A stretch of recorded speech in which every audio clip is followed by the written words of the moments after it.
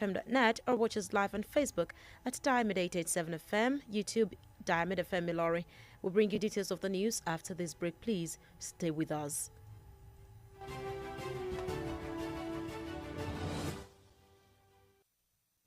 Monkeypox is an illness caused by the monkeypox virus, and it has been detected in Nigeria. It can be spread from person to person through direct contact with body fluids of infected persons or animals. Symptoms of monkeypox includes rash, fever, low energy, muscle ache, and so on. To protect yourself from contracting the virus, ensure that food containing animal meat or parts are properly cooked before eating. Clean and disinfect your environment regularly. Limit close contact with infected people. Your good health is important to us. This message is from Diamond 88.7 FM, Ilorin.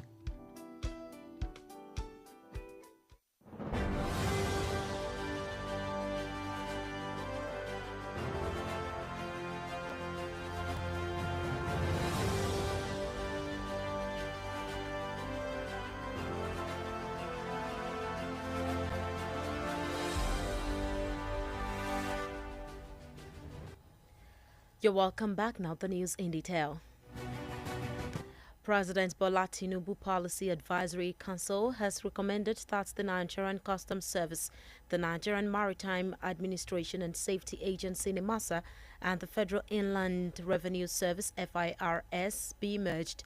This recommendation, which was contained in the report submitted by the Advisory Council today, proposed the merger in order to enable an efficient collection of all direct and indirect taxes as well as levies on behalf of the federal government. According to submissions made by the National Economy Subcommittee, the policy will be aided by the passage of an emergency economic reform bill, which will grant the president special powers to drive the economic reform agenda and supports the delivery of sustainable and inclusive economic growth. Following the removal of fuel subsidy, the National Economic Council (NEC) has set up an ad hoc committee on how to alleviate the suffering faced by Nigerian workers. The council said this at the first NEC meeting chaired by Vice President Kashim Shettima after its inauguration by President Bola Tinubu, adding that the committee should work within 2 weeks to look into two scenarios suggested by the National Salaries, Wages and Income Commission. The committee suggested that the national minimum wage be reviewed to reflect present-day realities and that a cost of living adjustment allowance costing 702.9 billion naira be created to mitigate the impact of the subsidy removal on workers.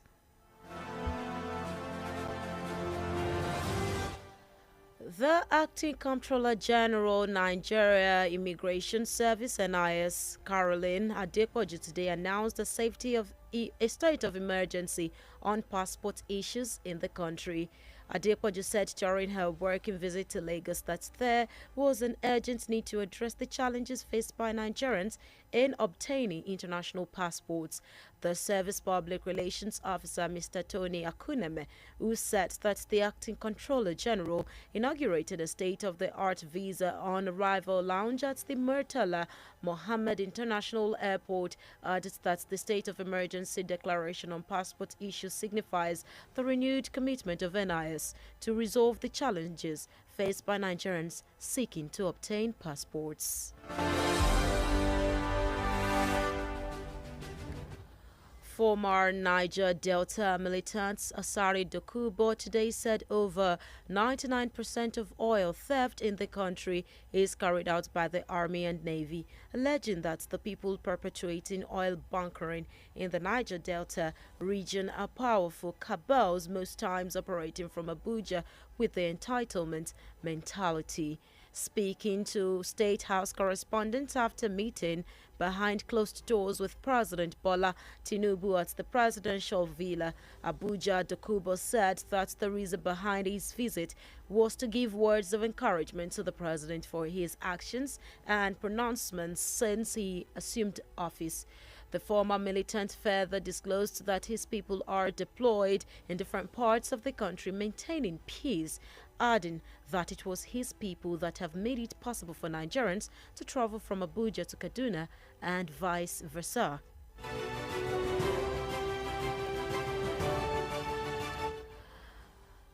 In Kwara, as the Muslims across the world prepare for this year's Eid al-Adha, popularly called Ileya Festival, residents of Ilorin, Kwara State capital, exclaimed that the prices of foodstuff, rams, clothes, shoes are high and it is difficult for an average Nigerian to get enough funds to buy them, hoping in God to make this year's celebration a joyful one.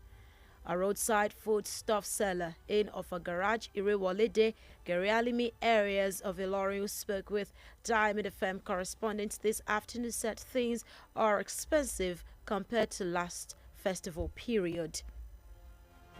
It is our tradition to be selling rams here every year. I mean year in, year out. But as you can see, look at the feed. We have less of them now. You have less of them on the field because everything, the price of everything now is skyrocketed, as you all know. So at least we are living in the same country, so we cannot compare the last year price with this year price. So there is difference in it, and hopefully, as you can see, we have less customers. While speaking, a Muslim brother in Ilori, Ibrahim Abdul Mumin, said the likelihood of purchasing a ram for this year's Ileya is low due to the higher prices of things than they were last year. Price with this year price, you know the what is it called? The pump price of last year compared to these years. The transportation costs is there. Then this issue of these what is it called? Bandits is still there, so it makes we that we are traveling to north to get those trams scared of going there. So it makes the price of ram at least a little bit increased compared to the last year's price. The ram of 50,000 naira last year, at least to some extent, is still okay compared to this year.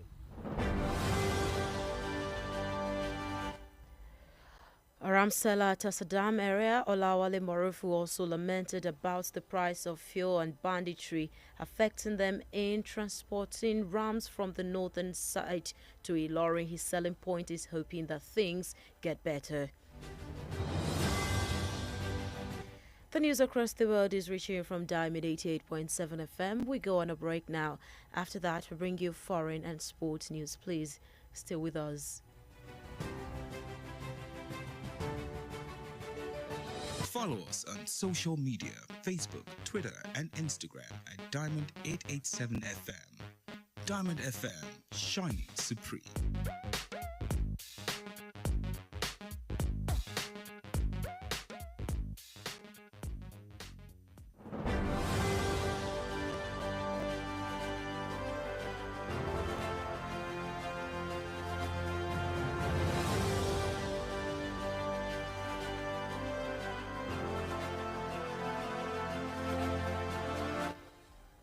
You're welcome back from the break. You're still listening to the news across the world from Diamond 88.7 FM. Now we continue with the rest of the stories and we pick up from the foreign scene. On the foreign scene, a lawsuit in Nevada has become the latest to accuse Bill Cosby of sexual assault, adding to a string of high-profile allegations against the former United States television star. According to reports, 9 women stepped forward in a lawsuit claiming Cosby, popularly known as America's Dad, drugged and assaulted them between 1979 and 1992. The complaint filed in the U.S. District Court of Nevada describes alleged attacks in dressing rooms, hotels, and Cosby's various homes. The lawsuit comes on the heels of a change in Nevada law removing the statute of limitations for adult sexual assault survivors pursuing civil cases.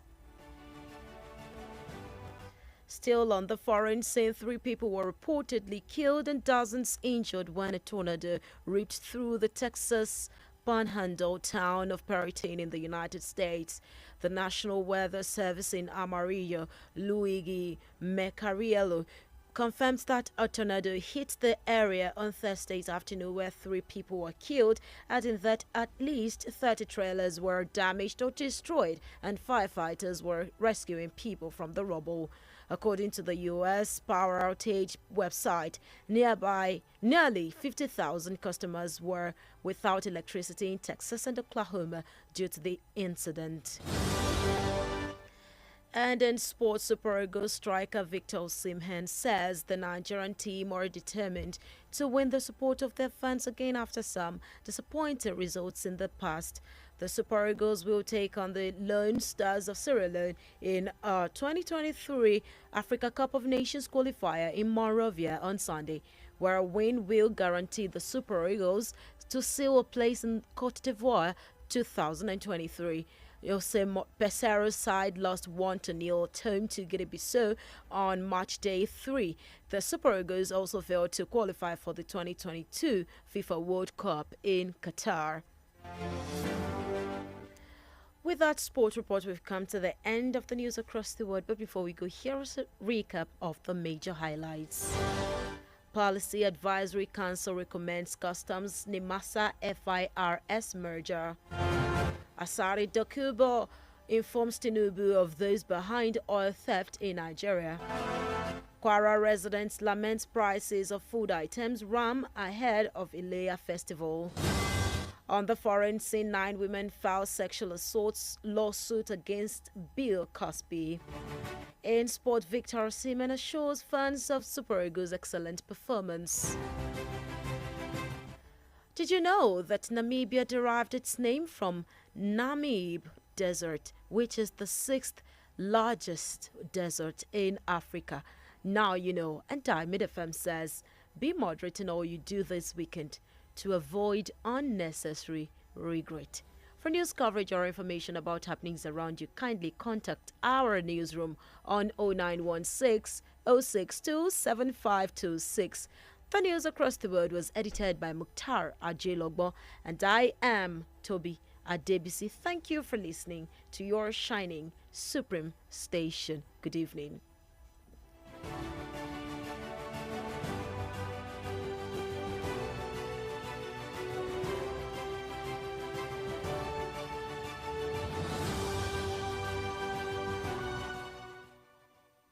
Diamond FM Ìlọrin dìgbì la wà láti jẹ́ kẹ́ ẹ mọ ohun tí iṣẹ́ ètò ìgbóhùnsáfẹ́fẹ́ ṣíṣe jẹ́ ní pàtó. Ìran wa ni láti yí àwọn òkúta ìdènà tó bo àwùjọ lójú kúrò ká sì fi ojúlówó ìlànà tuntun lélẹ̀. Ìlépa wa láti ṣàṣeyọrí kò láfiwé ní bá a ṣe ń tẹ̀síwájú láti máa tàn lọ́nà tó tà wọ́n yọ.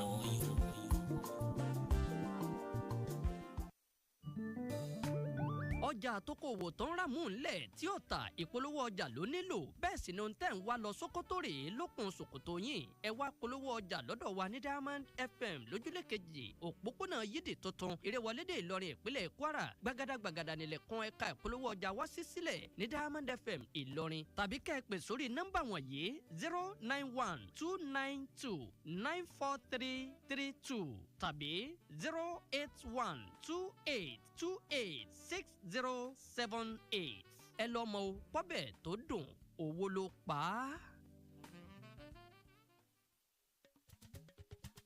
láti inú yàrá ìròyìn Diamond 88.7 FM Ìlọrin ìròyìn àgbáyé.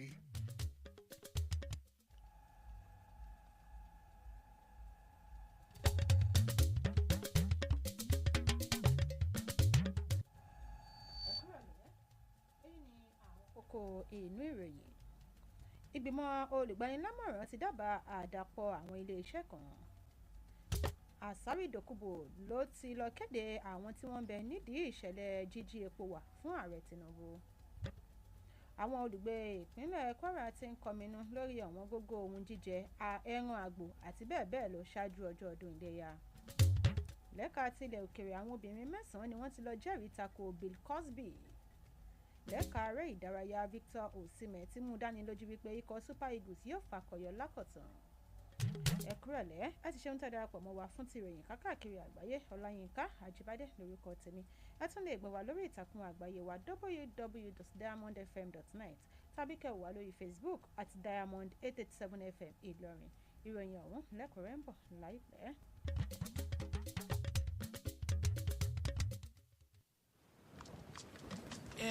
Ta ni mọ̀lá ṣó ti gbé ilẹ̀ yẹn lọ́dà sójú agbára.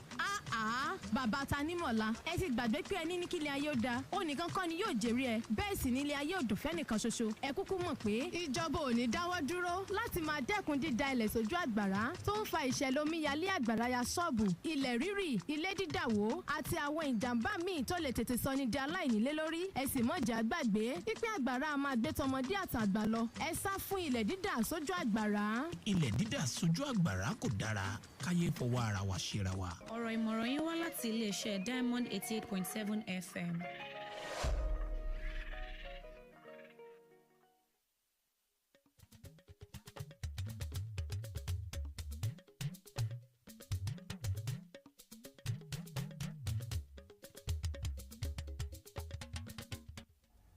ẹ káàbọ̀ padà ìròyìn ọ̀hún rèé lẹ́kùnrẹ́rẹ́.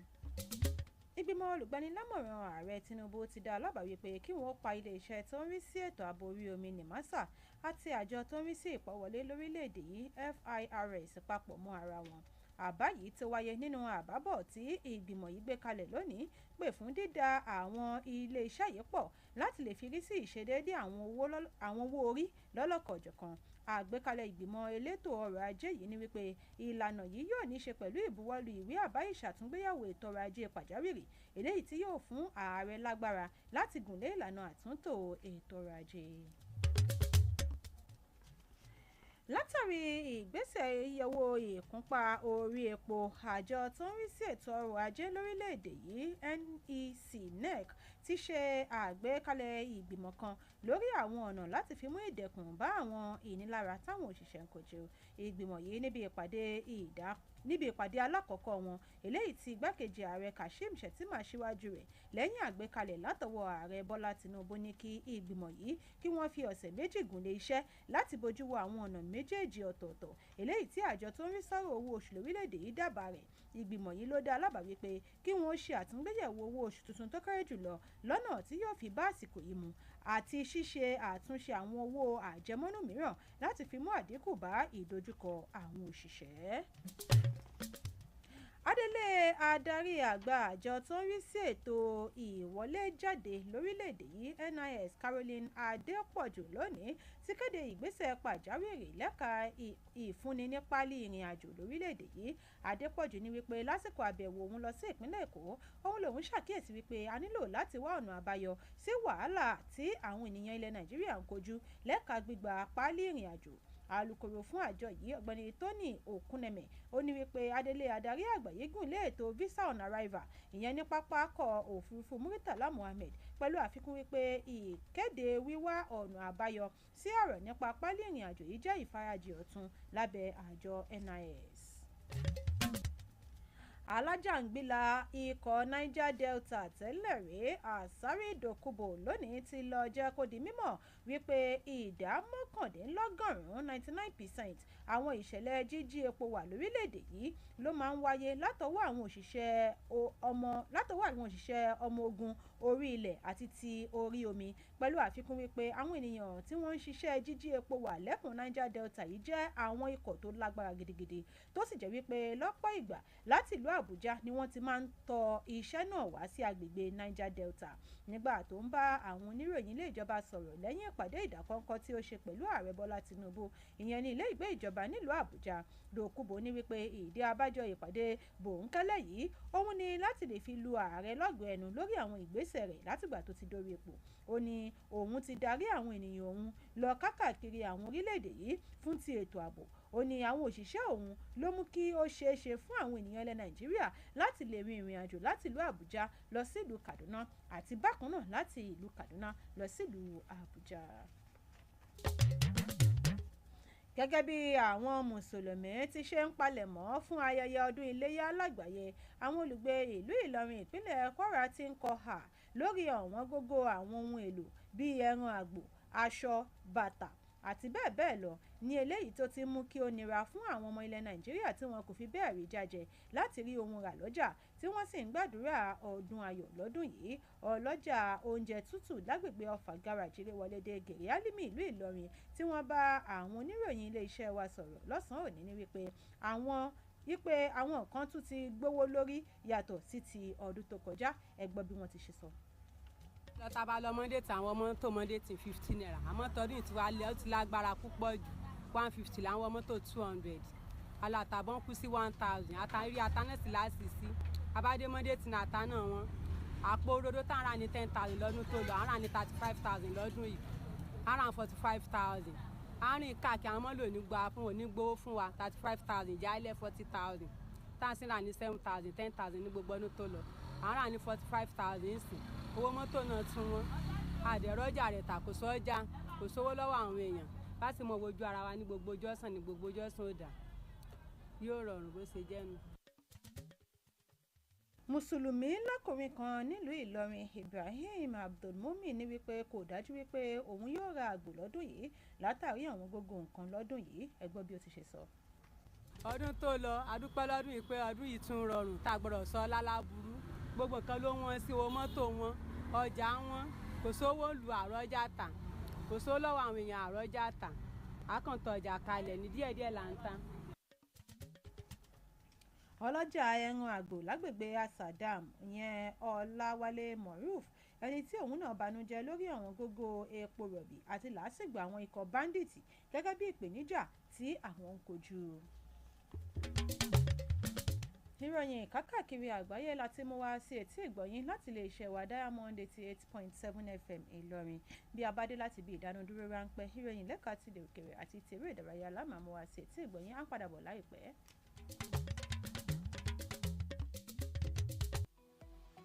ẹ darapọ̀ mọ́ wa ní ìtàkùn káyélujára wa ìtàkùn ìbádọ́rẹ̀ẹ́ Facebook ìtàkùn abẹ́yẹfò Twitter àti Instagram lórí Diamond 887 FM Diamond FM Shining Supreme.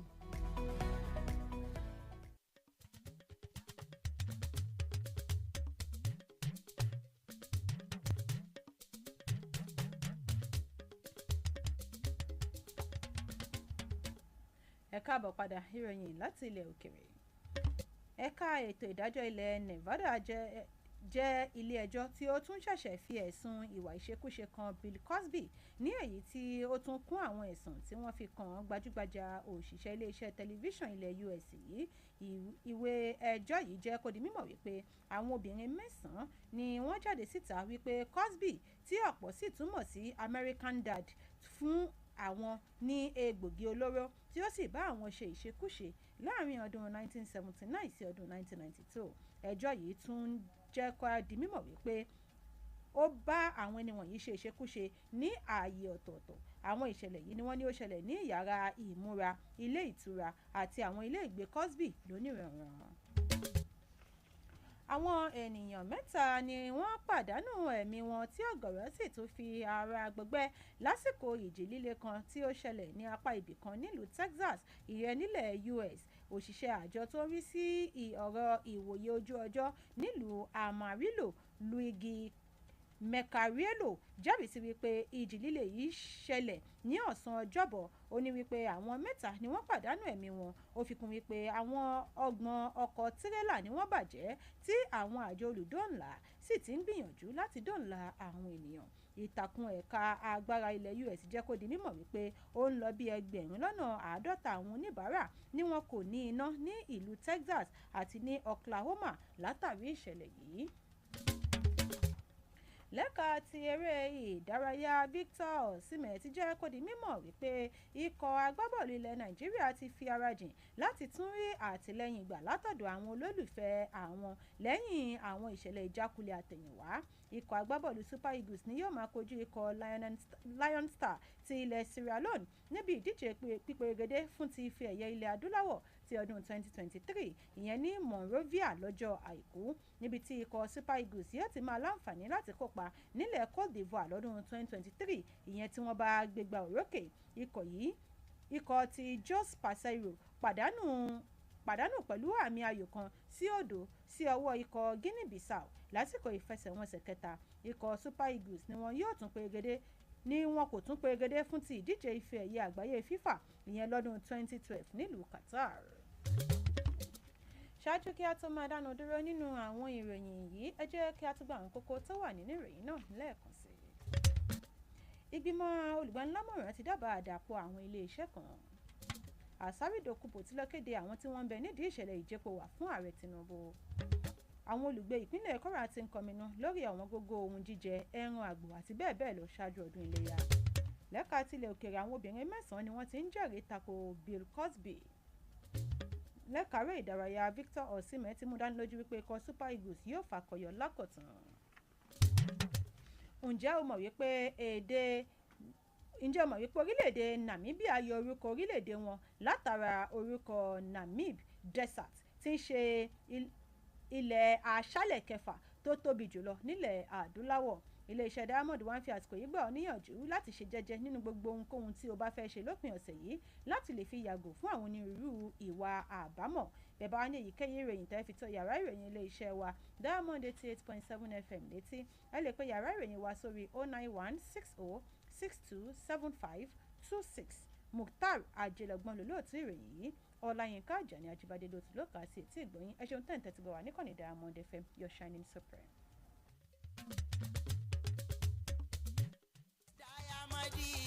Ṣe bẹ̀bẹ̀ Dayamadi ṣe bẹ̀bẹ̀ ẹgbẹ́ polówó ọ yàwá kájé ọwọ́ lé gbogbo wa. Ọwádé Dayamadi ṣe bẹ̀bẹ̀ Dayamadi ṣe bẹ̀bẹ̀.